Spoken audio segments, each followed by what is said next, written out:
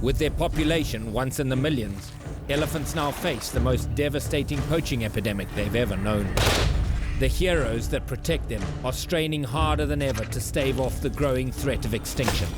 If we lose this iconic species, Africa will never be the same.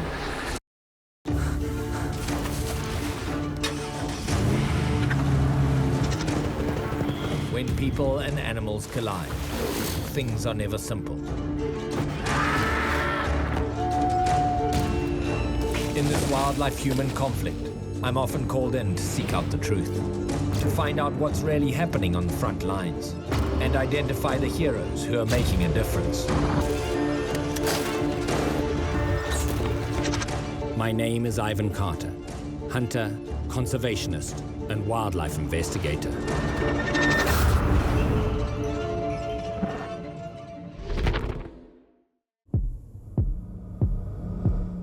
Across this vast continent, elephants long lived without conflict.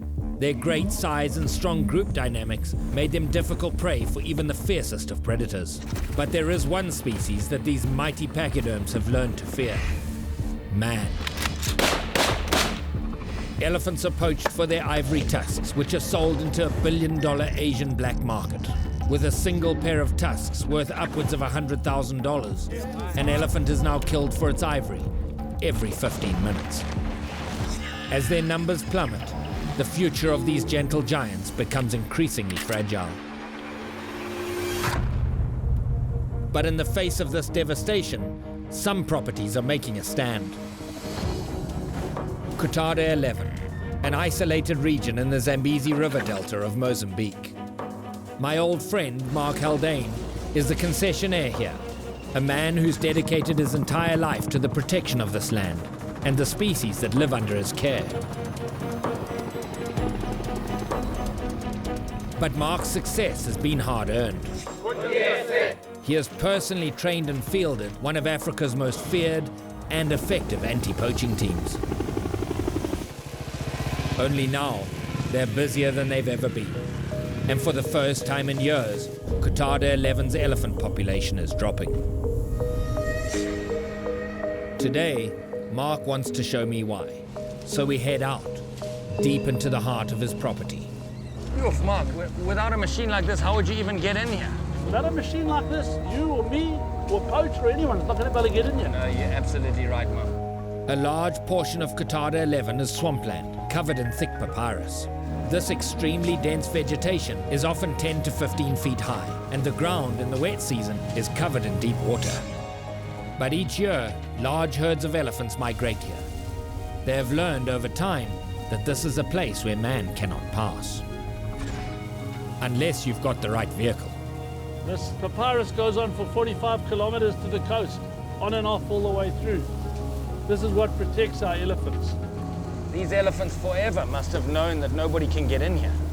But we now see them coming in earlier and earlier, and we think it's for their own self-preservation. This is definitely their safe haven.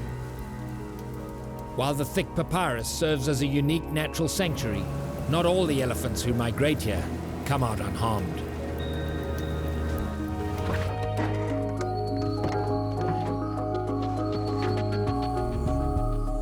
Just behind this thicket here, Ivan, it gets to be a bit of a forest. Okay. So we have something to show you.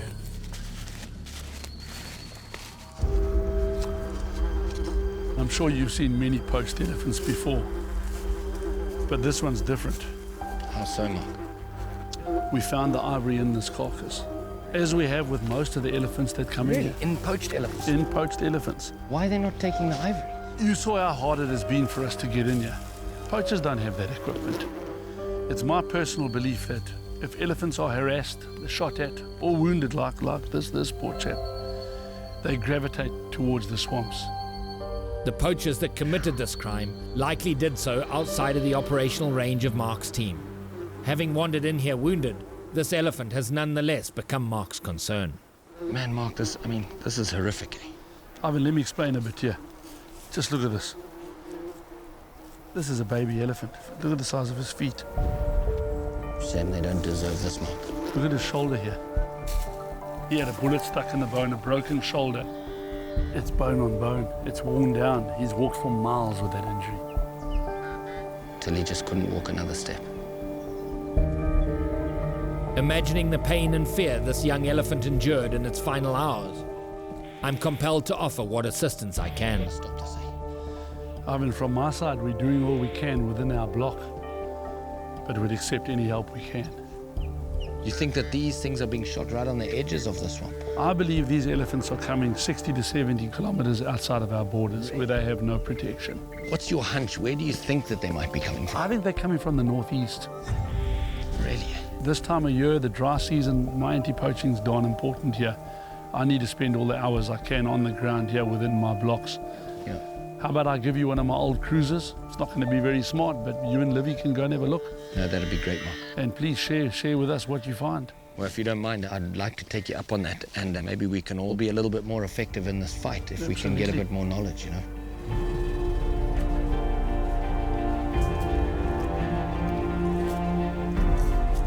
There's a lot going on here, but I'm going to go to the northeast where Mark was indicating. I'm going to spend some time up there, see if I can see any sign at all of poaching. And maybe, just maybe, find another piece of this jigsaw puzzle.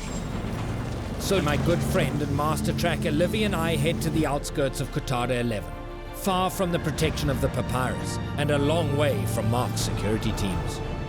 Here we will begin our hunt, not for animals, but for men. I'm Ivan Carter. After discovering a poached elephant carcass in the swamps of Qatada 11, I've agreed to help concessionaire Mark Haldane track down any poachers operating along the outskirts of his property.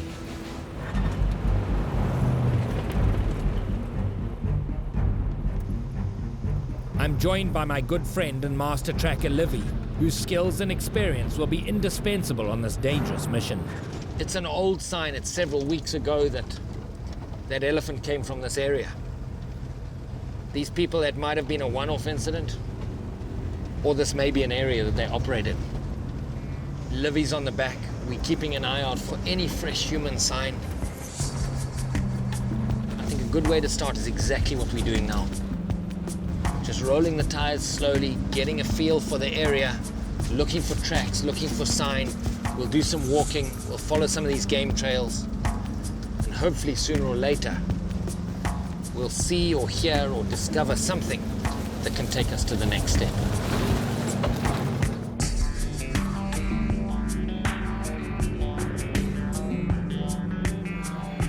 But the roads only take us so far.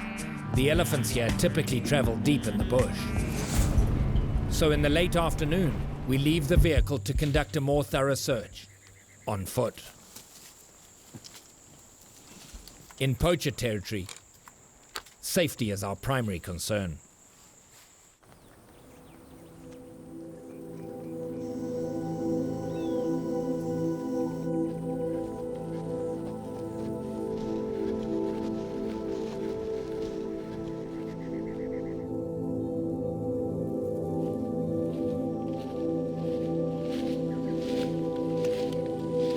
As we move through the forest, the crisp bed of leaves from the dry season makes stealth all but impossible. We've been just walking through these patches of forest hoping to find a sign. These are the kind of areas where these poachers will lie up and have a little camp. We haven't found any sign. The light is fading, so I think we're just going to find a spot and just camp. We're not going to have a fire. We're going to stay very, very low key and just watch and listen for the night. There's little more we can do until first light.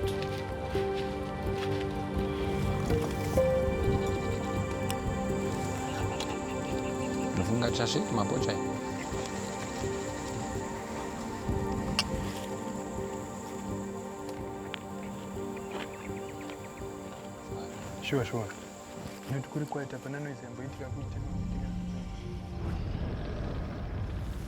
But long before the sunrise, we are woken.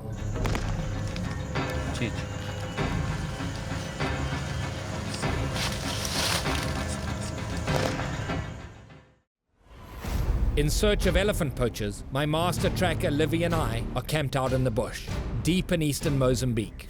Though we failed to find tracks earlier in the day, we just received a rude awakening. late at night. We just heard some gunshots. Probably 5 or 6 shots. Way out in this direction.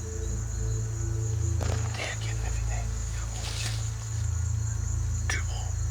Two more shots. It's just after 3 o'clock in the morning. We've got about 2 hours until it's light. Having seen the devastation these poachers are capable of, Livy and I have a hard time just waiting here in the dark. No more shots. Just those. 8 or 9 shots, it's hard to tell. But all coming from this direction. Your head starts to spin. You wonder what happened, what's going on right now. You wonder just... wanting the worst way to go over there, but in reality there's nothing to be gained from that. We have no choice but to wait through the night, and the forest, once again, grows quiet.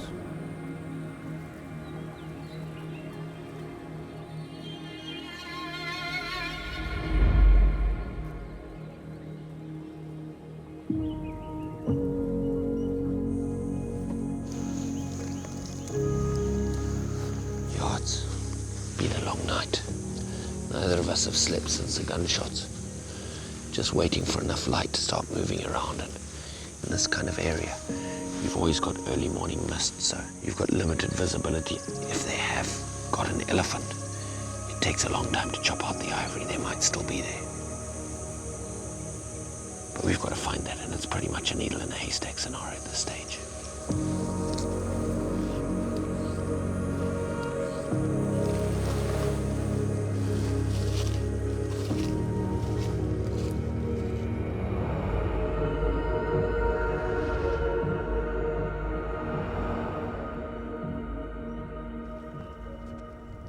As the fog lifts and the beauty of this place is revealed once more, I can't help but wonder, what sort of person would harm this pristine wilderness, or the animals that live peacefully within it?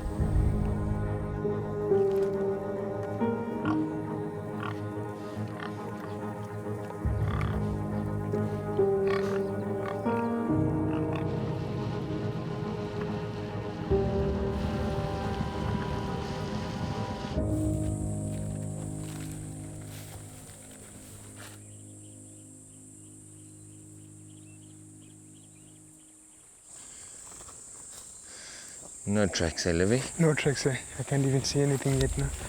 A gunshot like that can be heard for several kilometers, and at night time it's so quiet that it can travel a long way, and it's very hard to get an accurate direction. Without a reference point or tracks to follow, our best chance will be to spot vultures overhead. As the day heats up, the warm air will rise to the sky, allowing vultures to comfortably circle for hours in search of their next meal. And perhaps our next clue. So we've just seen our first vultures here. I don't know if that means anything. They're still fairly high, and they're a long way away from us.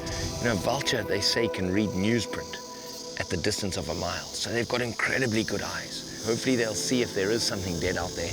They'll start coming towards it, and that'll pinprick for us exactly where that is.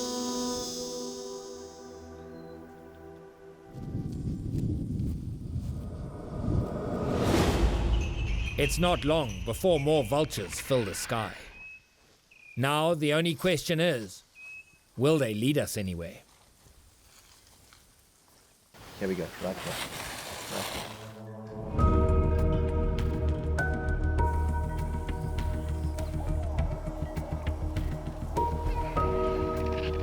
As fast as these vultures are falling out of the sky here, there's definitely something dead ahead of us.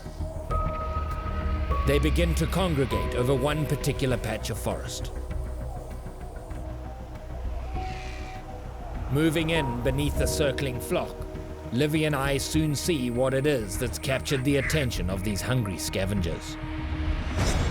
And the sight is far more horrifying than we could have ever imagined. Along with my old friend and master tracker Livy, I'm deep in the wilds of Mozambique, hunting for elephant poachers. After waking up to gunshots, we're now following a flock of vultures, and they've led us here, to one of the most gruesome crime scenes I have ever seen.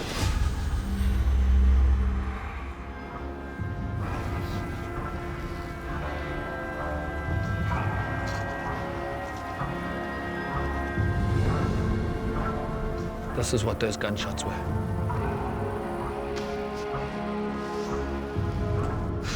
The barbarism of this murder is difficult to comprehend. It's hard to even know what to say. To see this beautiful animal just destroyed like this, just with his face hacked off, he's just completely wasted. What a waste. I mean, it just... You can see where he's kicked here, he's struggled. You know what, Livy, we need to just act here. Let's look and see if we can see where the tracks go out. So then go for it. And then we'll see. Then we'll call the others in. Yes, okay. This kill is only a few hours old. The poachers can't be far, but they may be very difficult to find. What very often happens is the moment they've got the tusks out, they just start making a beeline. Livy scours the perimeter of the scene, desperately trying to determine which direction they've gone. Sorry, old boy. This elephant bull was old, an elder to his community. It's heartbreaking to think that this remarkable animal's life, likely over 40 years long, has been cut short so violently.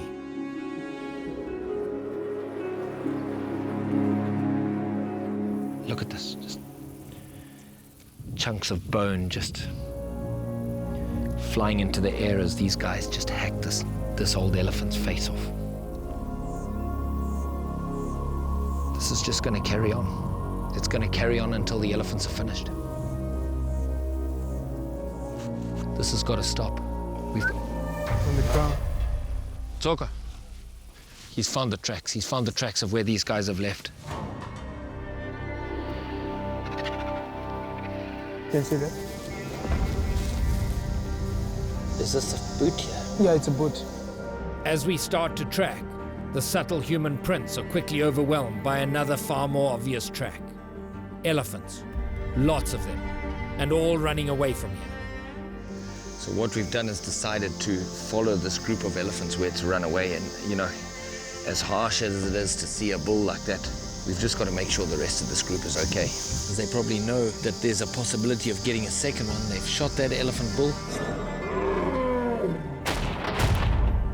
And now they're running after the rest of the group. They're leaving a lot of sign. They panicked elephants.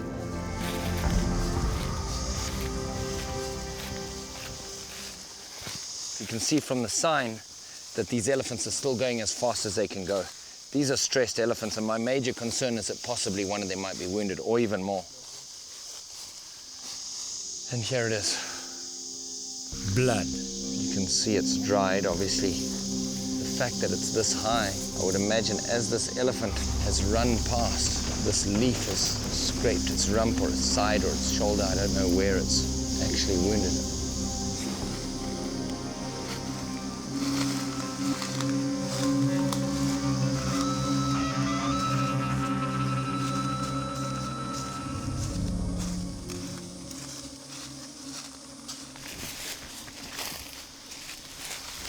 There's no more people track here. I can't see if it's... The people are not running anymore. People are not running anymore. I can't even see the track now. There's no people. No people. He's pretty sure that for the last 100 yards or so, there's been no human tracks at all. Let's get on with the elephant because you can still see the blood. This elephant's still bleeding, so it makes complete sense. We're just going to stay on the elephant. The human tracks are not following it anymore, which is probably good news. I think that they probably shot into the herd, and then they followed it for a while, seeing if an elephant was going to die. And now they've left those tracks probably to continue to recover the ivory from that bull that we've just found. We're just going to stay on this elephant and see if we can catch up with it. But tracking is slow, and each bearing we take allows this wounded elephant to get further and further from us. Still running. Yeah, so... Now it's getting too thick. As the bush thickens and the ground gets harder, tracking becomes exceptionally difficult. To make matters worse, the blood trail has disappeared. It's not long before we're completely out of options. What do you think, Livy? I don't think we're going to catch them. Really? Sure. We're not getting closer. We're actually getting further away now that they've stopped running and this cow has stopped bleeding. It's very difficult tracking in places and it takes us a while. And as much as I hate to leave a track, especially of a wounded elephant, I think I'm going to get hold of Mark. We're getting towards the boundary of the block that he protects. Maybe these elephants are on their way there. Just leaving a track like this just doesn't feel good. Doesn't feel good at all. Despite losing the trail, we now know what we're looking for. Somewhere in the area, a wounded elephant is traveling with its herd. From what I learned from Mark, I think I have an idea of where scared and wounded elephants go when they're in need of safety. Once he hears our story, Mark also believes he may now have a wounded elephant on his property, and that makes it his responsibility. He mobilizes his air support and calls in one of the best wildlife vets in the region, my old friend Mike Toft. Morning, Ivan. Good to see you, man. How are you? It's an unexpected surprise. Indeed it is. Cool, man. How's it, Mark? How are you, bud? Hey, Livy, how are you? Good. How you doing? As we prepare the helicopter for our search, we all know what a long shot it is to find a single animal in all this terrain. But as we take to the air, the odds deter none of us.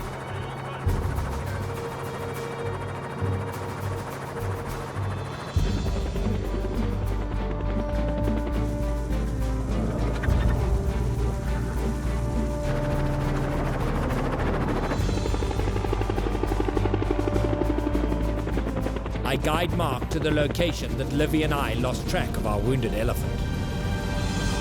Mark quickly identifies the nearest patch of swamplands and papyrus, predicting that the elephants will seek refuge there after their brush with danger. This papyrus is so thick it's probably a little slower going. Sure enough, we soon spot a group of lumbering backs, towering over the fields.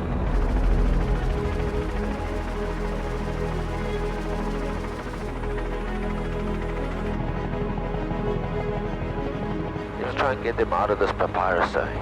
Let me push them through into the open. Making pass after pass, we search for any sign of injury. Blood, a limp, anything that would indicate a hurt or distressed animal. Yo, I can't see anything wounded there, Mark. How about this one at the front here, guys? There's quite a few with scars here, but there's nothing fresh. The elephants become defensive and start to run, moving as one tightly knit group. And that makes our search for any injuries all the more challenging. Finally, Mike spots an irregularity on one of the female's backsides. Okay, guys, what about this one on the right? Let me just go around the front so we can get a better look.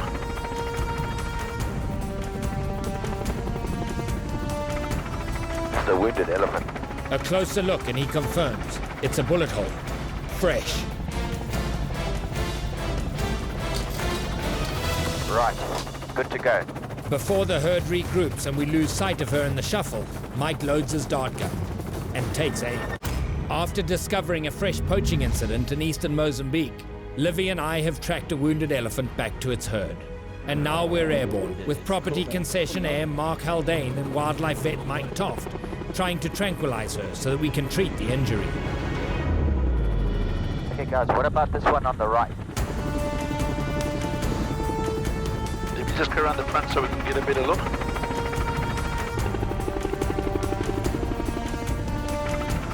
It's the wounded elephant. Just come in a little closer and just behind her a little bit more, please. Okay. Mark flies in close, and Mike readies himself. Right, good to go. Okay, that's good. Yeah, hang in.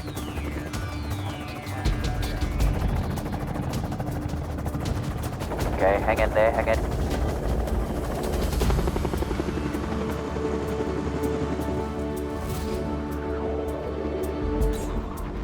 He makes the shot, hitting the cow directly in its backside.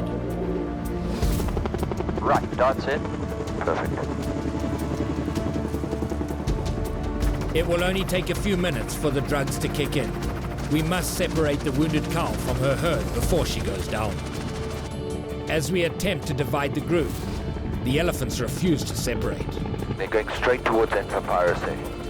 Instead, they bunch closer together to defend from the danger and the confusion. Despite the urgency of our mission, I cannot help but marvel at these animals' unwavering commitment to their family.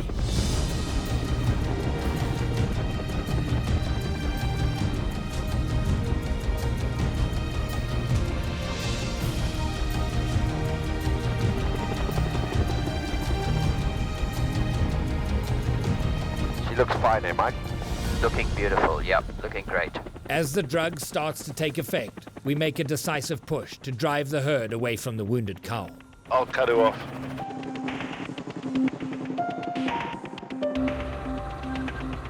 Finally, they have no choice but to relent, and the herd splits up.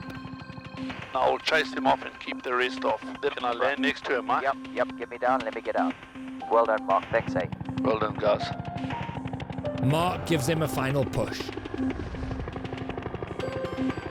then doubles back to let us get down to the task at hand.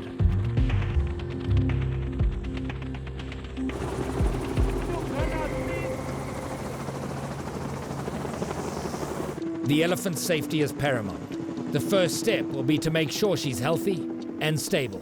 Okay, we're going to flip the ear over her eye. Their eyes dilate when they're under anesthetic like this. And you don't want her staring into the light.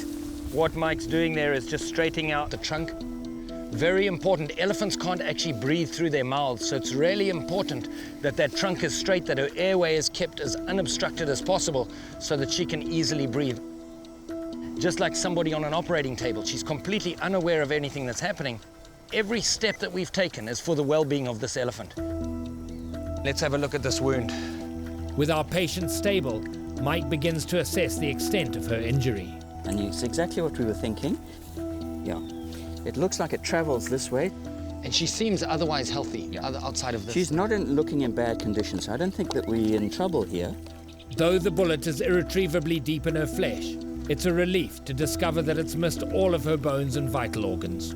Man, you can see this bullet hole. Obviously an elephant running away, somebody just trying their luck and shooting. Luckily for this girl, it didn't hit any of her vitals.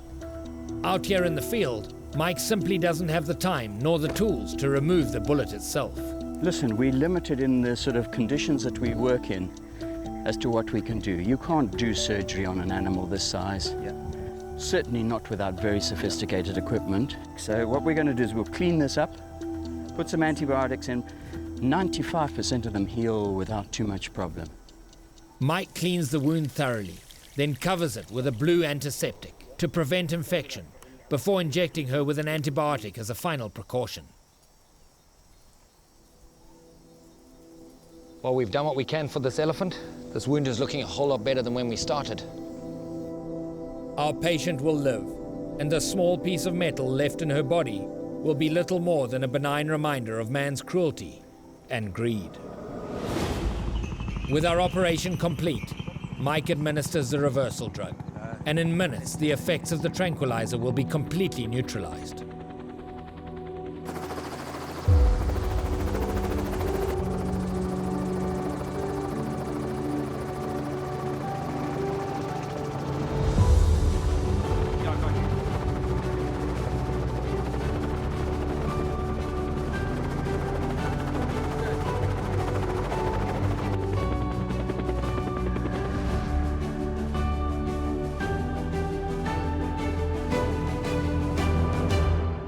But as we watch this brave survivor return to her family, there's no time for celebrating. Within hours, we're back in the forest where she was shot. Now, it's time to find these poachers. After discovering a grisly elephant poaching incident on the outskirts of Kotada 11, Livy and I are back at the scene of the crime, this time with a pair of Mark Haldane's elite trackers.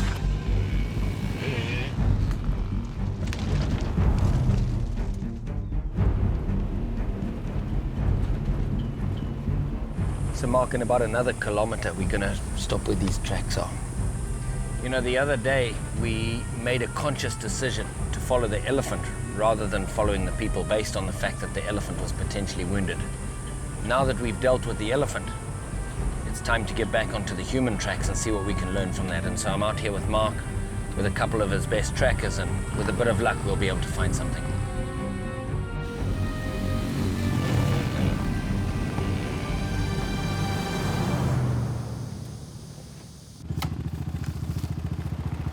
Combining Livy's skills with the local knowledge of the scouts, we'll never have a better chance at tracking these poachers. Let's see if they can pick it up. Oh, there we go. Livy's got them. I know he made a mark there. Livy soon finds human tracks, and with the help of Mark's trackers, they quickly re-establish a trail.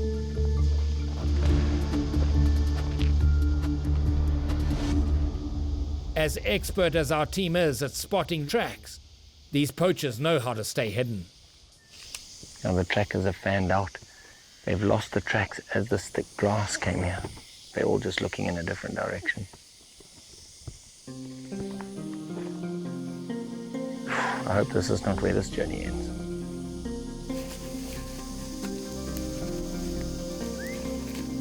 There's that's Livy. Sounds like Livy's got something. Chromasteric Livy.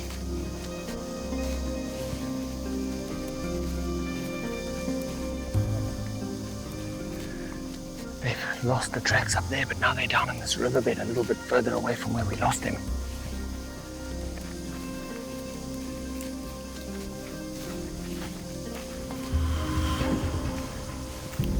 Livy spots something. Let's come down. Livy's got something up there. Chicho.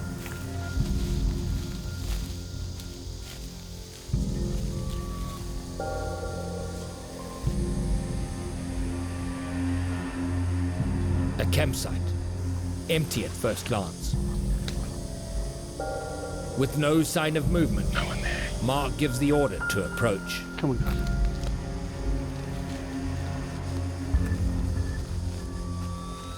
These guys have packed up. They've packed up, Mark. Look carefully, eh? Maybe they're watching them. With no supplies left behind, it's difficult to discern what kind of camp this is and what sort of people once occupied it. But amidst a scattering of old bones, I find all the information I need. This elephant. I'm in Kutada 11, hot on the trail of a group of elephant poachers, along with Mark Haldane, his anti-poaching team, and my master tracker Livy. We've come across an abandoned campsite and a clue as to what sort of people have been camping here. This elephant. The front piece of an elephant skull, tusks removed, freshly cleaned. This must be from that elephant, eh? It must be. Because you know they cut the whole face off and Yeah, they do. didn't clean it there. Now they move first, eh? The team continues to look for any evidence that these poachers may be coming back. You can see these axe marks here. Check how they've chopped here. We found our poachers, but they've left nothing of value behind. And we have no way to know when or if they'll return. We've got to catch these guys before they get to any of these main roads or... Yeah, then the game's over. You know, speed is their friend, so when Yeah. they get a big tusk, they normally want to get it out the area as soon as possible. I mean, I don't think we can track fast enough to catch him like this, Mark.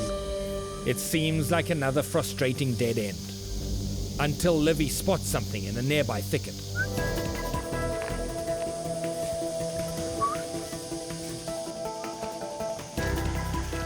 Ooh, check that.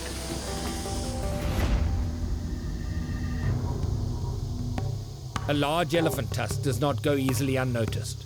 These poachers have stashed it in the bush, likely waiting for the cover of darkness to smuggle it back to civilization. It's a big tusk. What we're gonna do is we're gonna pull out of here. You guys, just watch your footprints. Just try and leave as little sign as possible. When you're motivated by money alone, your actions can be very easy to predict. There's no longer any doubt that these poachers are coming back, and when they do, we'll be ready for them. I mean, I lose. With only hours to prepare, we assemble Mark's anti-poaching team and plan our ambush. Well, all right. And if you see the way they came into, there's a tiny bit of a trail coming through. That's probably what they'll follow. That's probably exactly what they're going to do. Well, my guess is they'll come in armed and it'll be concealed. So the most important thing is that we catch these guys before they've got time to pull a weapon out. So we've got seconds to get them down. Yeah. The plan is to split into teams of 2 and spread out along the perimeter of the campsite, using the natural terrain and foliage for camouflage. Mark assigns one of his scouts to hide alone ahead of the group. At the first sign of incoming targets, he'll key his walkie-talkie once, silently alerting the rest of us. Okay. Only then will Mark give the command to strike. I take a moment to brief the camera crew. Irrespective of the footage you might or might not be getting, until there's any movement, you cannot move your cameras.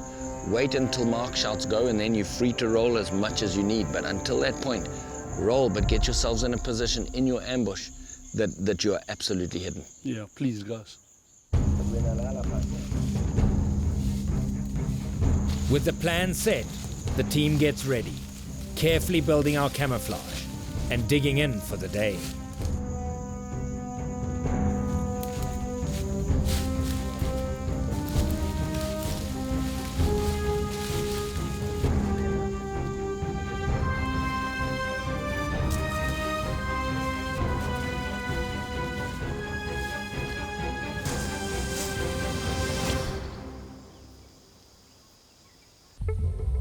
With everyone in place, all that's left is to wait. Hours go by, but we remain sharp, ready for whatever comes through the brush. It's been a few hours, eh? Do you think these eggs are going to come? They have to, the Ivory's here. They're not going to leave it. If these poachers don't return, all of our efforts will have been for nothing.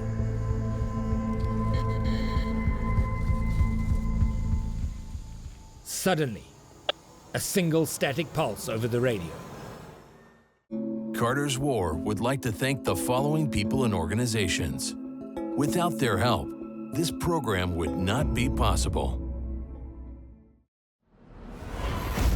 After tracking a group of elephant poachers to their campsite, Mark Haldane's anti-poaching team and I wait in ambush. 2 men pass our lead scout. And with a click of his radio, he signals the rest of the team.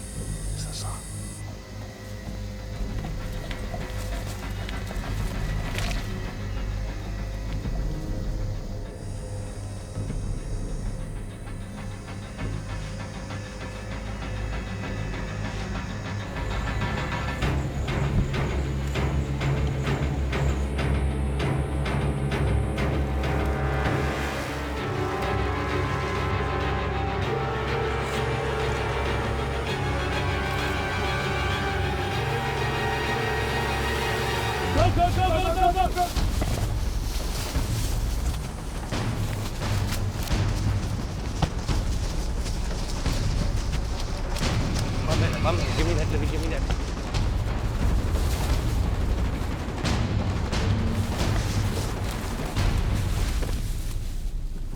Okay, good. Yo, we got him. Have you got that one? Yep, we got him. Hold on, guys. As the dust settles, both of the poachers are in our custody. Check out this tusk, Mark. Yes, Alan, this is a big tusk, eh?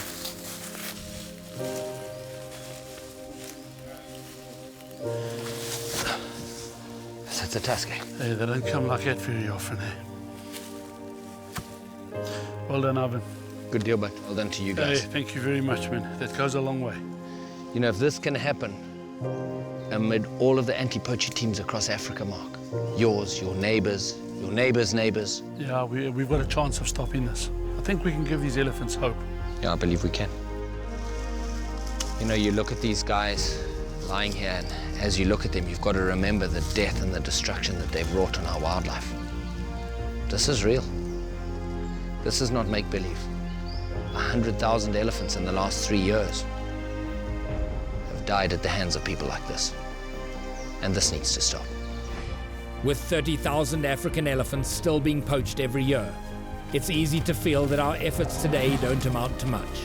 But every poacher caught is one less trigger pulled, one less injury to treat, and one more elephant walking safely among its family. It's a feather in the caps of the anti-poaching team. Every day out there in the field, often doing long hours without sleep, long hours without food and water. As long as you've got people like this on the front line, the wildlife of Africa's got hope. Our progress today is a testament to the dedication of these heroes, the innovative leadership of Mark Haldane, the passion and experience of Mike Toft, and the determination of these men, who every day put their lives on the line to protect these elephants and the other vulnerable species under their care. It's in these people that I find hope, not just for the magnificent elephant, but for all the wildlife of Africa, now and long into the future.